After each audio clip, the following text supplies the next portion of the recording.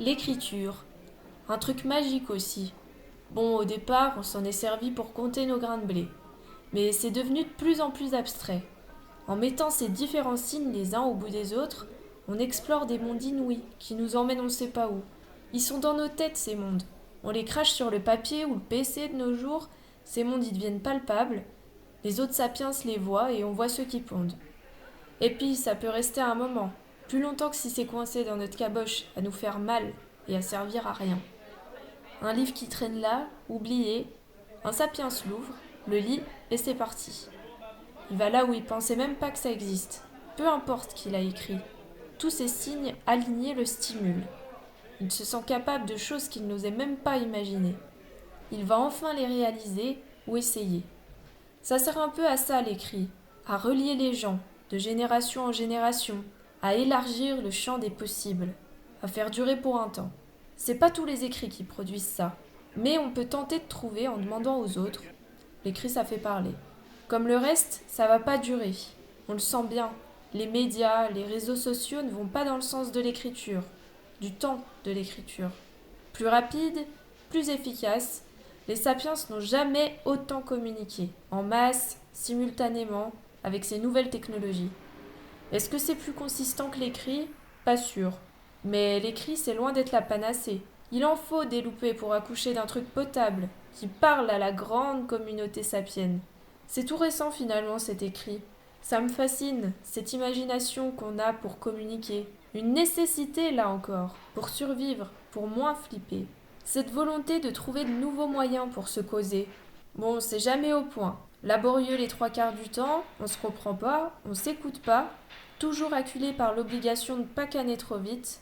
Mais quand même, c'est écrit. Comment ça a démarré? Cette idée de dessiner des signes pour désigner des choses, des êtres vivants? On a dû commencer par des trucs simples. On voit un chat, on fait un rond avec deux triangles sur ce rond. Et hop, le premier mot écrit dans le sable. Et puis il faut un son pour accompagner ce dessin. Moi j'entends chat mais un chinois. Il entend quoi lui? Et puis le temps passe. On a plein de signes compliqués avec nos sons à nous, pas les mêmes que les autres. Ça devient pénible de dessiner la tête du chat en entier. C'est long, alors on simplifie les signes. On les retourne, on les coupe. Bon, ça donne toujours chat pour nous, mais ça va plus vite à dessiner. Ça en fait plein de signes pour désigner des choses concrètes, de trop. Même si on simplifie, c'est pas pratique. Et c'est que pour les choses concrètes, reliées à des sons simples, comme chat, rat, bois. Il reste tout ce qui n'est pas concret, tout ce qu'on voit pas, comme les idées, les sentiments, les symboles. Jésus qui marche sur l'eau, une belle-mère coule. Alors on prend des signes et des sons simples, et on les assemble et ça donne charabia. Elle est tirée par les cheveux celle-là, mais bon, il faut bien essayer avant que ça soit au point. Les linguistes, ils vont me tirer dessus à boulet rouge. Il en a fallu du temps pour la pondre, cette métaphore. Tirer à boulet rouge. Allez les linguistes, décortiquez-moi ça et dites-moi d'où ça vient. Aux quatre coins de la planète, chacun a fait sa soupe de mots écrits. Aujourd'hui, on en a plein des mots différents pour désigner les mêmes choses, les mêmes idées. On appelle ça les langues écrites. C'est pénible, j'y comprends rien. Moi, j'essaie déjà de me coltiner le français, c'est pas simple. Je connais le patois de mon trou sinon, mais ça s'écrit pas vraiment. Et puis, ça s'est perdu. Le français qui s'écrit, lui a pris le dessus.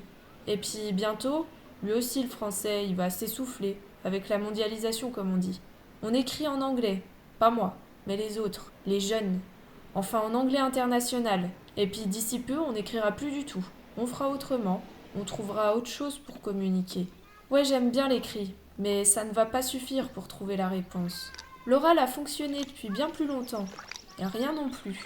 Tous les nouveaux modes de communication ne sont que des outils, comme l'écriture. On les perfectionnera, on continuera de cogiter et de balancer nos divagations, je sais pas où, et puis si ça foire, on fera autrement, jusqu'au jour où on sera un seul esprit dans le data center.